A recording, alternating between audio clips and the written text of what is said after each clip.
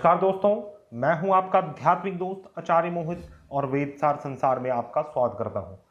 दोस्तों, हम योगिनी अंतरदशा के ऊपर वीडियो सीरीज बना रहे हैं, जिसमें हमने पूर्व में मंगला योगिनी, पिंगला योगिनी तथा धान्या योगिनी की अंतरदशा के ऊपर वीडियो बनाया है। आज का हमारा विषय भ्रामरी योगिनी की महादशा के अंतर्गत अन्य योगिनियों की अंतरदशा चलेगी तो उसका क्या फल आपको प्राप्त होगा, इसके विषय में बात करेंगे। साथ ही हम यदि यह दशाएं अशुभ होंगी तो इसका क्या उपाय आपको करना चाहिए, इस विषय में भी चर्चा करेंगे। वीडियो स्टार्ट करते करते यदि आप हमारे चैनल में न्यू हैं तो कृपया हमारे चैनल को सब्सक्राइब करें और हमारे चैनल को ज़्यादा से ज़्यादा लाइक करें, शेयर करें, ताकि इन वीडियो को ज़्यादा से ज़्यादा लोगों तक पहुँचाया जा सके। ज्योतिष शास्त्र में अनेक दशाओं का वर्णन मिलता है, जैसे कि विंशोत्तरी दशा, अष्टोत्तरी दशा, चर दशा, योगिनी दशा, कालचक्र दशा, षोडशोत्तरी दशा, द्वादशोत्तरी दशा, चक्र दशा, सुदर्शन चक्र दशा, इस प्रकार के और भी अन्य दशाएं हैं। और इन दशाओं में भी सर्वाधिक महत्वपूर्ण दशा आपका विंशोत्तरी महादशा है, योगिनी दशा है और चर दशा है। इन सभी दशाओं के ऊपर मैंने वीडियो बनाया है, आपको मेरा प्लेलिस्ट अवश्य चेकआउट करना चाहिए। और यह जो सुदर्शन चक्र महादशा है, इससे भी हम आपके लग्न कुंडली, चंद्र कुंडली तथा सूर्य कुंडली को एक साथ समझ सकते हैं। जो भी दशा चल रही है आपके जीवन में, चाहे वो विंशोत्तरी महादशा हो, योगिनी दशा हो या फिर चर दशा हो, यह आपके सुदर्शन चक्र में किस प्रकार से लाई कर रहा है, इन सभी चीज़ों को हम समझ सकते हैं। तो जैसा कि हम जानते हैं, योगिनियाँ 8 प्रकार की होती हैं और इन सभी योगिनियों का अपना एक निर्धारित दशा अवधि है। जैसे मंगला योगिनी का दशा अवधि 1 वर्ष का माना गया है, उसी प्रकार पिंगला योगिनी का दशा वर्ष 2 वर्ष का होता है, धान्या का 3 वर्ष। इसी प्रकार से एक वर्ष प्रत्येक योगिनी में बढ़ते जाता है और आखिरी योगिनी जो कि संकटा योगिनी है, वह 8 वर्ष की दशा होती है। तो योगिनी के ऊपर संपूर्ण जानकारी प्राप्त करने के लिए मेरे योगिनी वीडियो सीरीज को अवश्य देखें, जिसके प्लेलिस्ट में आपको योगिनी दशा को किस प्रकार साधन करते हैं, हम किस प्रकार जान सकते हैं कि आपके जीवन में कौन सी योगिनी की दशा चल रही है, इसके ऊपर भी मैंने वीडियो बनाया है। और योगिनी महादशा के ऊपर फलादेश भी किया गया है। यह सभी योगिनी के अपने स्वामी ग्रह हैं और प्रत्येक योगिनी या तो शुभ होती है या अशुभ होती है। एक योगिनी शुभ होता है तो उसके दूसरे जस्ट बाद वाला योगिनी अशुभ माना गया है, फिर अशुभ के जस्ट बाद वाला शुभ होगा और उसके जस्ट बाद वाला अशुभ होगा। तो इस प्रकार से यह क्रम चलता है। अब जैसे आज हम वीडियो भ्रामरी योगिनी के ऊपर बना रहे हैं, तो भ्रामरी योगिनी का जब हम एक बेसिक फल समझते हैं तो भ्रामरी योगिनी एक अशुभ योगिनी मानी गई है। लेकिन ऐसा नहीं है कि भ्रामरी योगिनी के 4 वर्ष की दशा में यह अवधि सिर्फ और सिर्फ आपको अशुभ फल ही प्रदान करेगा, क्योंकि प्रत्येक योगिनी के अंतर्गत अन्य योगिनी की अंतरदशा भी आती है। और जब शुभ योगिनी की अंतरदशा आएगी अशुभ योगिनी के महादशा में, तो कहीं ना कहीं आपको सम फल प्राप्त होगा, उसका अशुभ फल आपको कम प्राप्त होगा।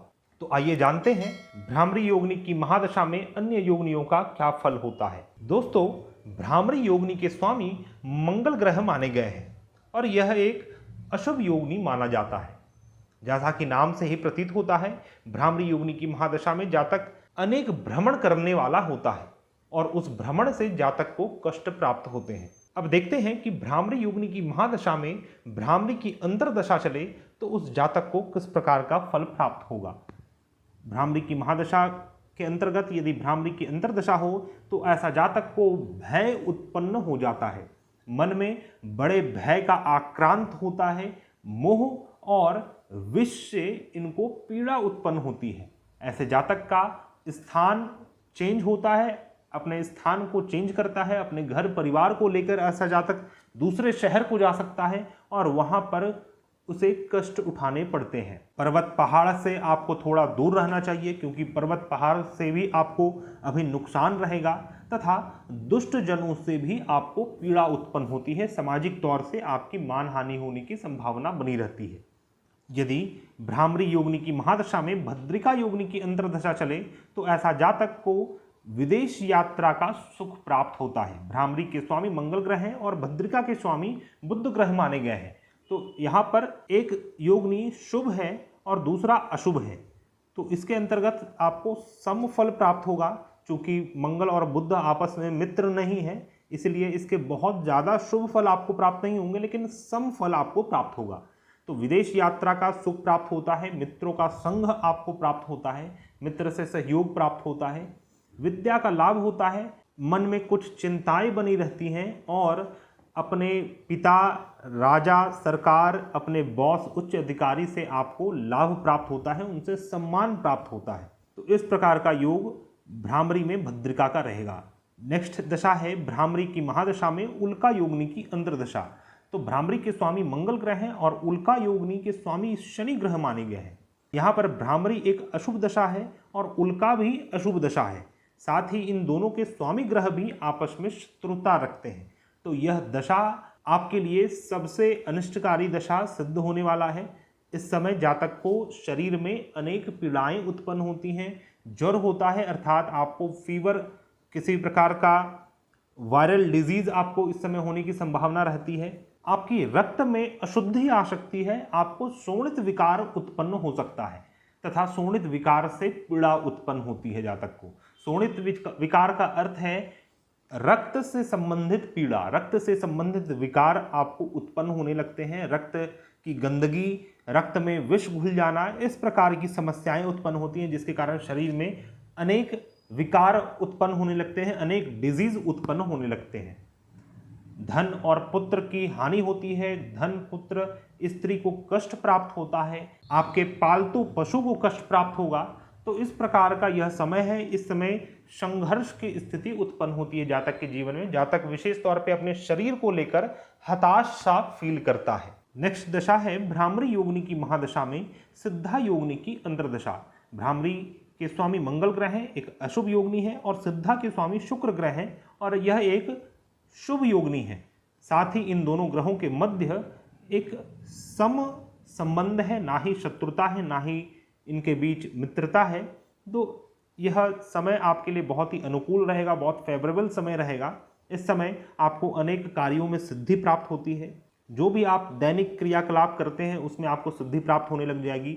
इसके पूर्व का जो दशा था भ्रामरी में उल्का, उससे संबंधित जो भी आपके जीवन में संघर्ष उत्पन्न हो गया था, वो सभी संघर्ष समाप्त होने लग जाएगा। सभी चीज़ों में सिद्धि प्राप्त होगी। आप अपने विवेक से कार्य कर पाएंगे। विद्या और धन का आपको लाभ होगा। और जो भी भय आपके मन में बैठ गया है अपने रोग को लेकर, अपने शरीर को लेकर, उन पीड़ाओं का नाश होगा, उन रोग और उस भय का भी नाश होगा तथा आपका मन प्रसन्न चित्त हो जाएगा। नेक्स्ट दशा है भ्रामरी की महादशा में संकटा योगिनी की अंतर्दशा। भ्रामरी के स्वामी मंगल ग्रह हैं, एक अशुभ योगिनी है, और राहु संकटा योगिनी के स्वामी है और यह भी एक अशुभ ग्रह है। जब भी भ्रामरी में संकटा की अंतर्दशा आए तो ऐसे जातक को इस समय मृत्यु तुल्य कष्ट प्राप्त होता है। यह सबसे अधिक अशुभ दशा मानी जाएगी भ्रामरी के अंतर्गत। इस समय मरण तुल्य कष्ट प्राप्त होता है, कलेश उत्पन्न होता है, वाद विवाद में आप फंस सकते हैं, आपको मन में शोक उत्पन्न होगा तथा किसी प्रकार के मोह के कारण आप दुखी, तथा किसी प्रकार के मोह के कारण आपको दुख की अनुभूति होगी। मन में सदैव शोक और दुख बना रहेगा। गमन अर्थात कि भ्रमण के कारण रोग उत्पन्न होंगे। आप इस अवधि में भ्रामरी की महादशा के अंतर्गत संकटा की अंतर्दशा में आप भ्रमण करेंगे और भ्रमण से किसी प्रकार के रोग उत्पन्न होंगे और उस रोग से धन का खर्च, मन का खर्च आपका बना रहेगा। आप मन से परेशान रहेंगे। यहाँ तक इस समय आपको राजा तथा चोर का भय बना रहता है। राजा का अर्थ है सरकार। जो भी गवर्नेंस में आप हैं, चाहे वह परिवार के अंतर्गत आपके परिवार के मुखिया हों, आपके पिता हों, या फिर आपके कार्यस्थान में आपके अपने उच्च अधिकारी हों, आपके बॉस हों, या फिर इस नेशन के अंतर्गत, इस स्टेट के अंतर्गत जो भी वहाँ के गवर्नमेंट है, उस गवर्नमेंट से आपको नुकसान होगा। वहाँ से भय आपको सदैव बना रहेगा। आपके ऊपर कोई जघन्य अपराध का आरोप लग सकता है, किसी बड़े चोरी का आरोप आपके ऊपर इस समय लग सकता है, इसलिए आपको सावधान रहना चाहिए।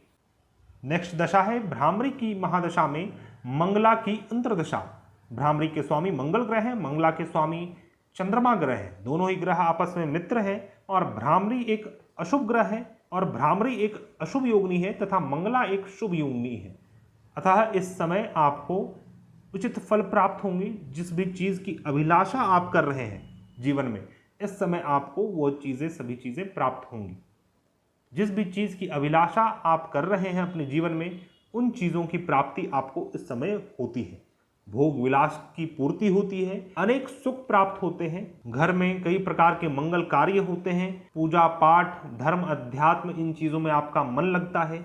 सरकार, पिता तथा अपने बॉस की सेवा से आपको उत्तम फल की प्राप्ति होती है तथा मंगल की प्राप्ति होती है।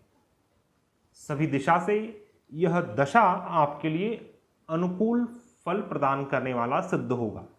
नेक्स्ट दशा है भ्रामरी की महादशा में पिंगला योगिनी की अंतर्दशा। भ्रामरी एक अशुभ योगिनी है, पिंगला भी एक अशुभ योगिनी है। पिंगला के स्वामी सूर्य ग्रह माने गए हैं तथा भ्रामरी के स्वामी मंगल ग्रह माने गए हैं।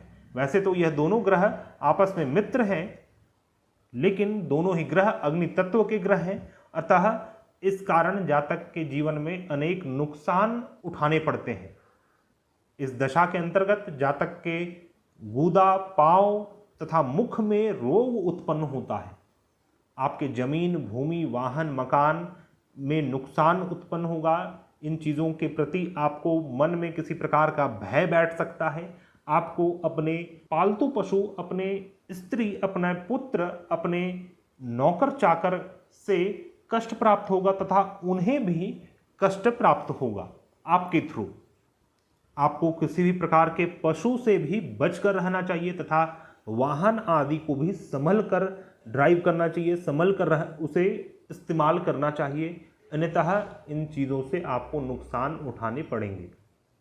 नेक्स्ट दशा है भ्रामरी की महादशा में धान्या योगिनी की अंतर्दशा। यह एक बहुत ही उत्तम समय माना जाएगा। भ्रामरी के स्वामी मंगल ग्रह हैं, धान्या के स्वामी बृहस्पति ग्रह हैं। एक अशुभ है, दूसरा शुभ है, लेकिन बृहस्पति और मंगल की आपस में काफ़ी बनती है। ये दोनों ग्रह आपस में मित्र ग्रह हैं। इस समय धन धान्य की प्राप्ति होती है, वाहन तथा भोग विलास की वृद्धि होती है। आप इस समय, इस अवधि में अपने वाहन या फिर अपने किसी प्रकार के भूमि आदि का क्रय कर सकते हैं, इसे खरीद सकते हैं। यह आपके प्रोस्पेरिटी को बढ़ाने वाला होगा। यह समय आपके जीवन में समृद्धता तथा संपत्ति को देने वाला होगा। आपके जीवन में इस समय विलास की वृद्धि होती है तथा राजा, सरकार आदि से आपको सुख की प्राप्ति होती है।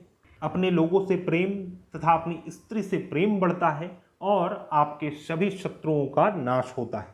जातक इस समय किसी भी रोग से यदि जूझ रहा है तो इस समय जातक उस रोग को भी शमन करने वाला होता है, उस रोग को भी हराने वाला होता है। तो दोस्तों, यह था मेरा विश्लेषण भ्रामरी योगिनी की महादशा के अंतर्गत अन्य योगिनियों की अंतर्दशा का क्या फल होता है। यहाँ पर जो भी फल मैंने बतलाए हैं यह सभी एक बेसिक फल है। योगिनियों का फल आपकी कुंडली में चल रही अन्य दशाओं के ऊपर आधारित होगा तथा उससे बहुत ज़्यादा इफेक्टेड होगा, क्योंकि यह जो योगिनी दशा है यह विंशोत्तरी महादशा के लिए एक सपोर्टिव दशा है। आपके कुंडली में यदि योग कारक ग्रह की दशा चल रही है या फिर मारक ग्रह की दशा चल रही है तो इसके फल में बहुत ऊंच नीच देखा जा सकता है। कई बार यह होता है कि आपके जीवन में बहुत ही उत्तम ग्रह की महादशा चल रही है जो कि आपके एक योग कारक ग्रह है, लेकिन फिर भी उस जातक को उसके अनुकूल फल प्राप्त नहीं होता।